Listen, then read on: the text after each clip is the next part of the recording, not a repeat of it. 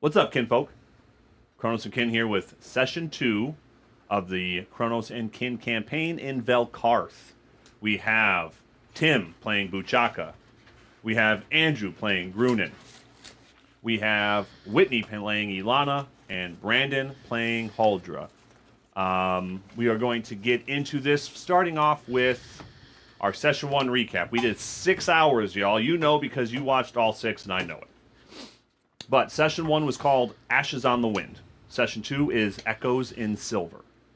Interesting. So, Ashes on the Wind. Started off after having a nice relaxing sleep in the inn provided by Joffrey. Grunin is the first to awake and has tea and breakfast made by the young tiefling woman. He's going over maps and trying to plan the best route. He leaves a 1 gold tip coin for the woman for her polite and efficient service. The others came down for morning, all ordering breakfast, except for Huldra.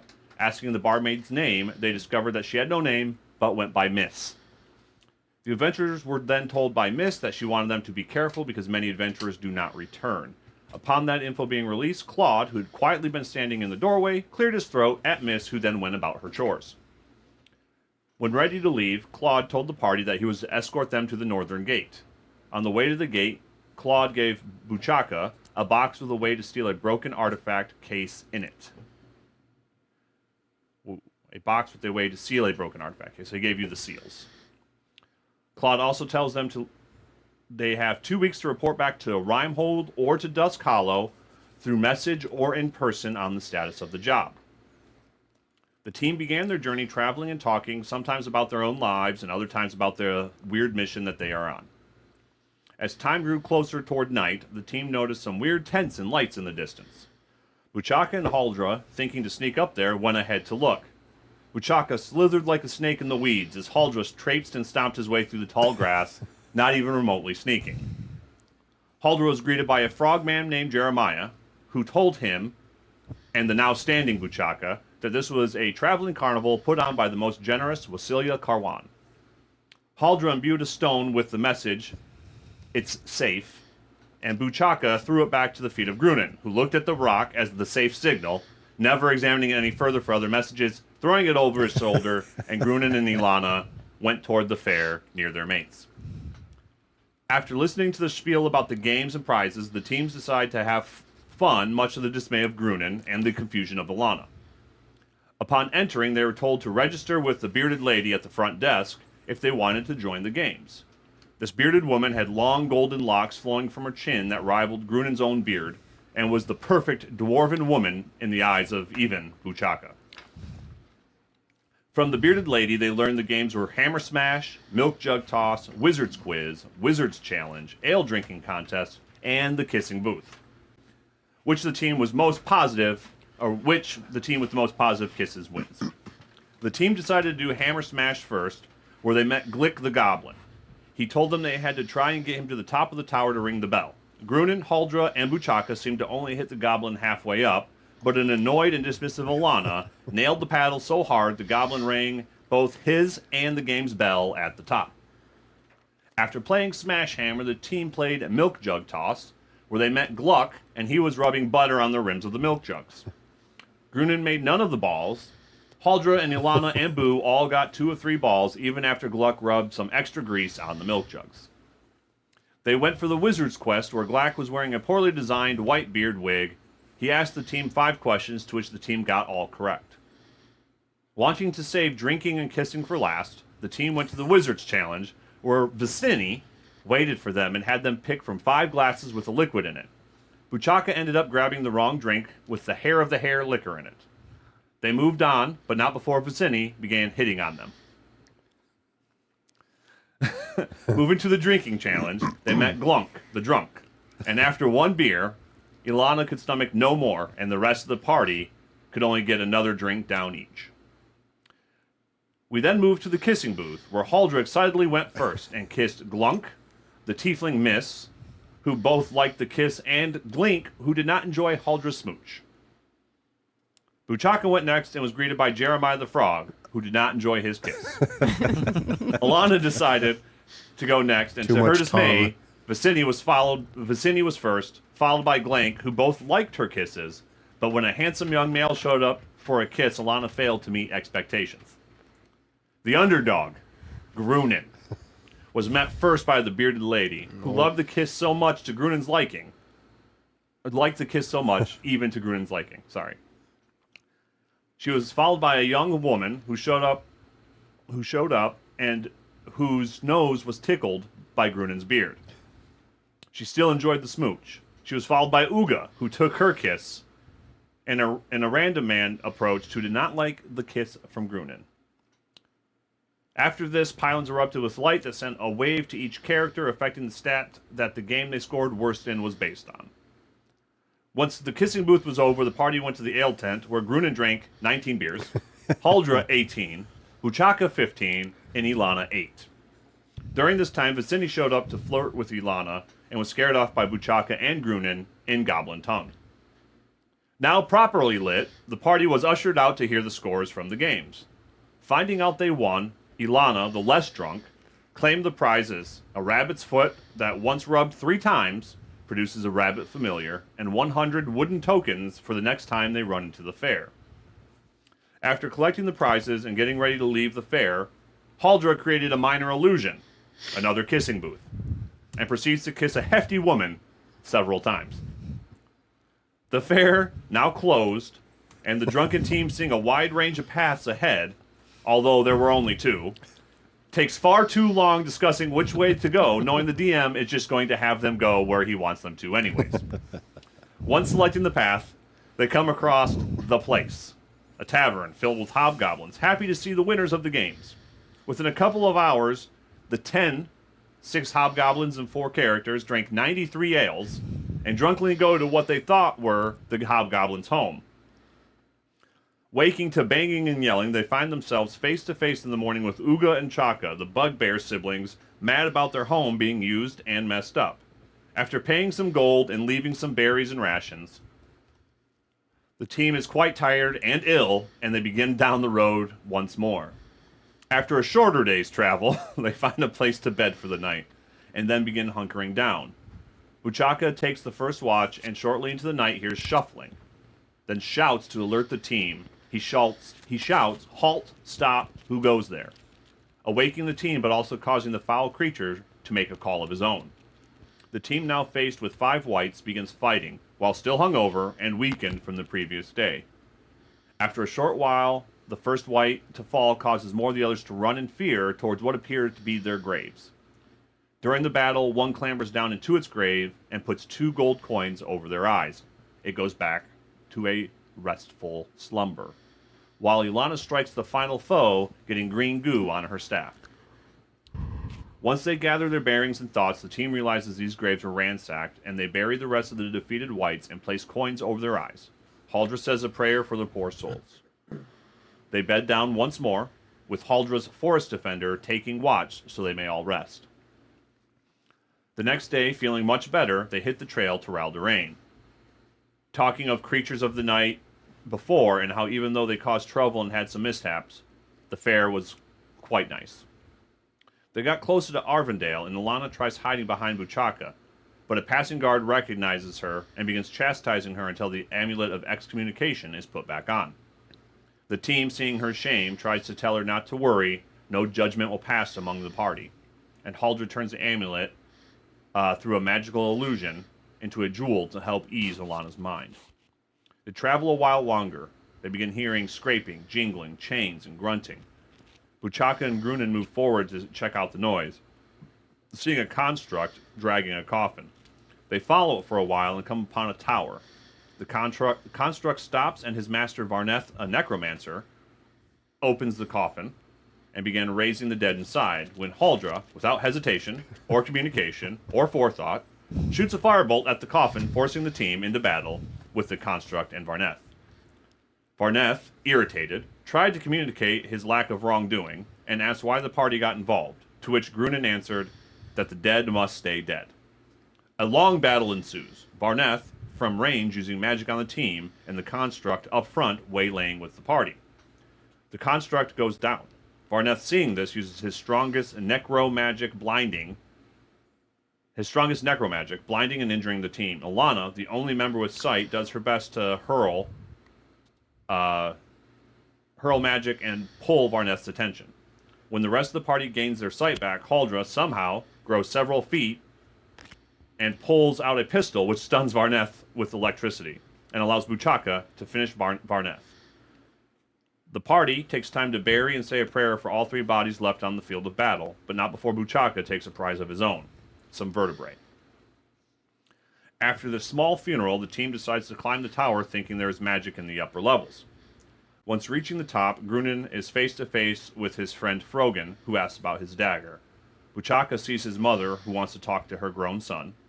Alana sees her sister, who's sorry for all the mystery, and Haldra speaks to Gond, who seems annoyed by Haldra's dismissiveness. Frogan tells Grunin to open the cask in the groom.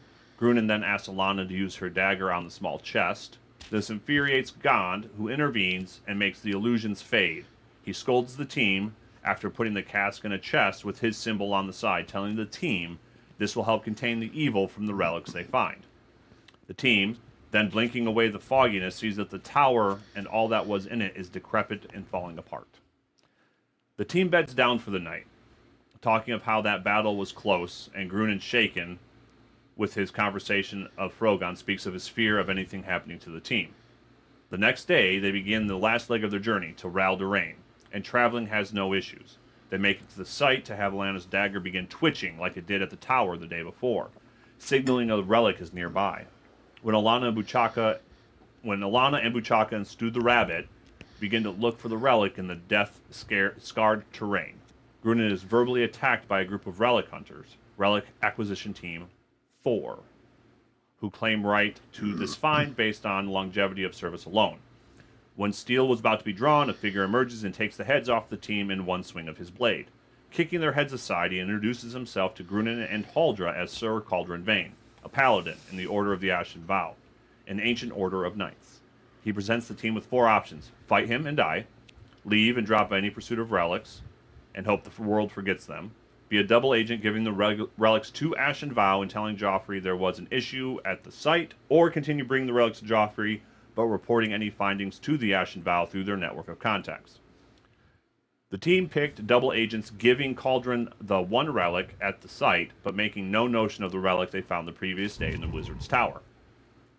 Cauldron explains they must still go to Rimehold to give word of their findings to Joffrey's contact, but going through the foothills, because guards are on the lookout for an elven fugitive seen near the Severian River Bridge. And that's where we ended off. So you guys are now still at kind of near the ruins of Ral Doraine. You guys were getting ready to bed down for the night and take a long rest. Sir Cauldron Vane has now left, and it's just the 4, 5, 6 of you because Haldra has his construct. Whitney has Stu the Rabbit. What are you guys doing here now that everything is going on? We're taking the long rest, or we're done with the long rest. Yeah, it can be either the morning after or the night before. We kind of quit fairly quickly after that interaction. So I'm giving you guys the option if there was any conversation that you guys have thought of that you wanted to have before the long rest, or anything to do before the long rest. But you guys will start your day either having just woken up or getting ready to bed down. Okay. It's your choice.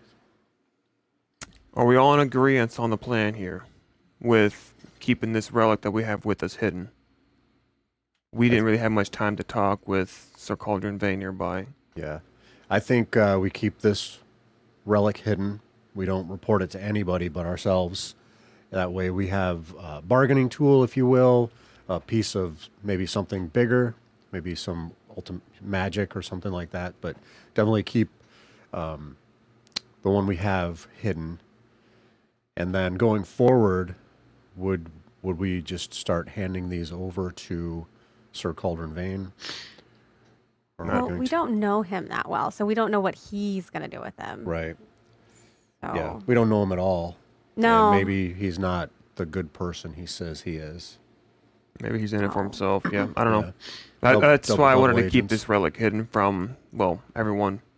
The only 4 of us that know. The person that would have known is, no longer with us. That's right. So it's fairly safe. I don't even think Gond knows about it right now, Yeah. which is also a good thing. our bargaining chip for the, Yeah. who's the real bad here. Yeah. We need more information on the relics, like something. Yeah. We could bounce back and forth, delivering one to Joffrey, one to Sir Galdrin Vane, being double agents, if you will, kind of playing Both sides of the the field. game for our benefit. Mm-hmm. Yep. I think the first thing that we need to do is make contact with Joffrey and try and sell this deception Yeah. Yes. and see how he's reacting, because we might have an enemy on an additional enemy on Yeah. our hands here. Yeah. We Well- don't know if he'll see through our scheme. Also, it doesn't. I mean, we also aren't entirely lying either. Someone did show up and someone did take the relic. We also have 4 corpses of the people that That's were how here. we need to approach it. Is don't sell the lie, sell the truth. Right. Exactly. And he left his handkerchief with the bodies as well as Yeah. proof that he's the one that did it. Yeah, Okay. so we have an alibi in the actual environment around us that, hey, something did happen. We just don't have to reveal the last part where it's like, oh, yeah, we had the relic and gave it away. Yeah. Yeah. Play the truth in our lie. Exactly. Good. Good. I like it. How are you feeling, Alana? I'm feeling good. So for clarification, is this the morning after, or are we still at night? I imagine it's still at night at this point. If we're picking it right back up where we left off, it would be just us going, we almost died. Yeah. Okay. And keep a nice rest after that battle to completely get past our carnival experience, get ourselves back, to a fighting stand. Yep. Stand. A little bit of resty rest. Yeah. You've been cuddling with your rabbit. Yes, Stu. I will not let them eat you. Even though we named you after a meal. We did not name her. It's fine. I believe you named it Stu. I named it. Oh, Stu. you named it Stu. Alan named I it was going to Stu. say, what? Somebody It over was there. kind of democratic because she came up with the name, he came up with the name, and she went, I like Stu. Well, it's fun. It's like naming a cow beef or steak. But you never eat it. Constant Hey, ribeye. reminder of what it could be. It could be, but it's not. It's a temptation, but you can't have it. Yeah. You can have another rabbit. So go ahead on your character sheets, make sure everyone takes a long rest so that we're all on the up and up. Double check. Should be Can't good. remember if we hit that before we I left. think we did because Yeah. you guys leveled up. Yeah. Yes. And everybody did take their level up. Everyone's level 4, correct? Correct. I leveled up. I picked my my Stuff. extra. Yeah. Yeah. Grunin, or Haldra, you leveled up? Yes. Okay. And you're up. And I figured out Okay. what I was going to do. So, yeah, now's the time to do any kind of spell preparations, that kind of stuff. Oh, I'm going to prepare my spell rot tattoo again. I'm gonna. This is all I get to do. Sharpen that axe. Sharpen the blade. Okay. Chaka takes a moment to meditate, rest. He's going to Roll me a perception check, please, as you're meditating. 19. With a 19, your knuckles. You're sensing you had that brief moment where one of them said, to kill again at the end of the last session. Yeah. And as you're meditating, before you, this large lizard humanoid, they're known as Draconians. Okay. You fought one some time ago. This is a little piece of your past you're getting here, buddy. So as you were traveling one time with monks from one monastery to another to do trades and visits and training and stuff like that, you were attacked by this Draconian war party, a small group of people, and it was the first kill that you made, and you took a piece of him with you, and he has been, that one Draconian has been with you this entire time, and he's just sitting in front of you as you're meditating now, just kind of looking at you. Yeah. I'll try and interact with him. Yeah. What do you Just asking him what he's doing, where he's at, in the astral planes, Yeah. if you will. Yeah, yeah. So he answers, and they have kind of this snake-like speech. It's drawn out, and he's like, "I am just dead. You made sure of that. I did. But I get to kill again. How does it feel when I use my knuckles to kill and you feed on that energy?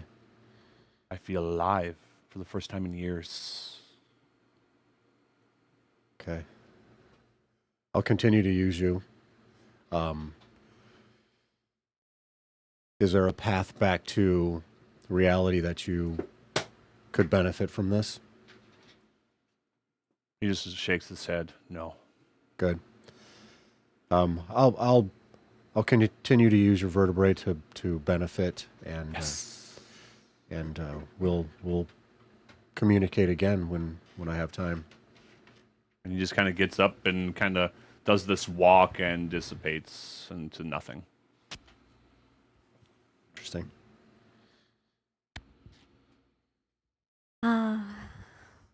So I'm just going to be bumbling around, just gathering anything that might, like berries or plants. Roll me a herbs. survival check.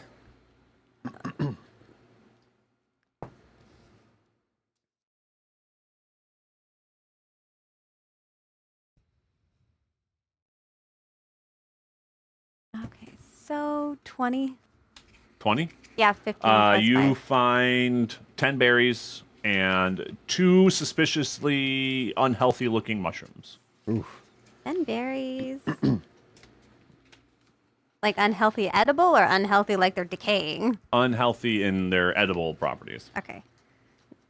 How many was it? 2. 2. Poison mushrooms. Anybody else doing anything? Yep. I'm gonna go over to I guess we can. It's my still defender. You can just call it a forest walker. That's what it is visually. Yep.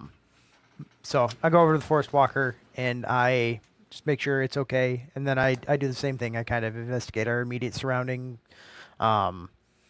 look for sticks and kindling to kind of start making our camp, settle down for the night, as well as anything I can forage. Okay, roll me a Terms of survival food. check.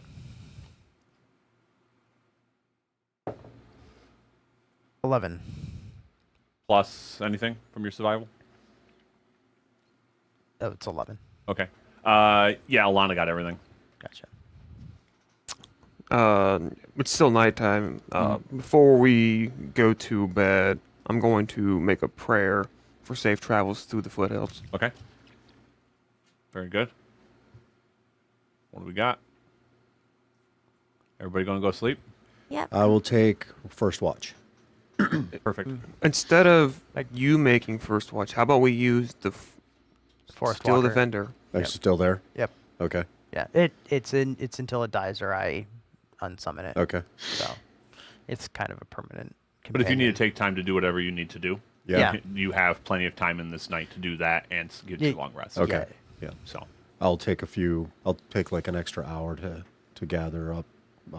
roll me a d20. This is gonna be a hard one to 12. add your dexterity modifier to it, please. I say 12, so 15. What you are doing is very good. Okay. Okay.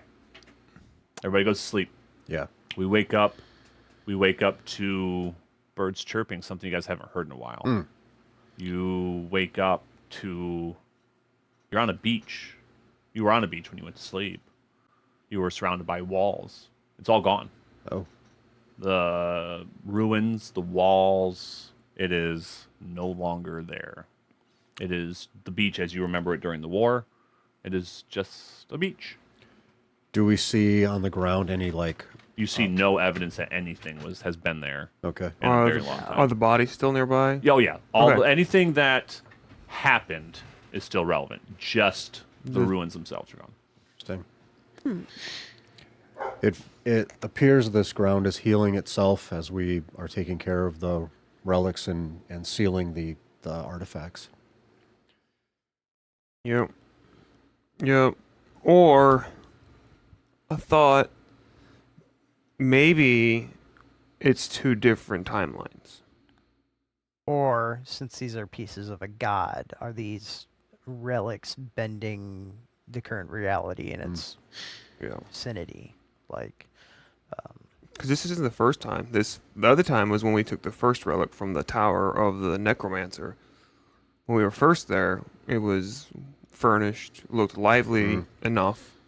The moment we removed the relic, it was tattered and decrepit. That's true. Can anybody sense any arcana or anything like that? Anybody wants to roll an arcana check can.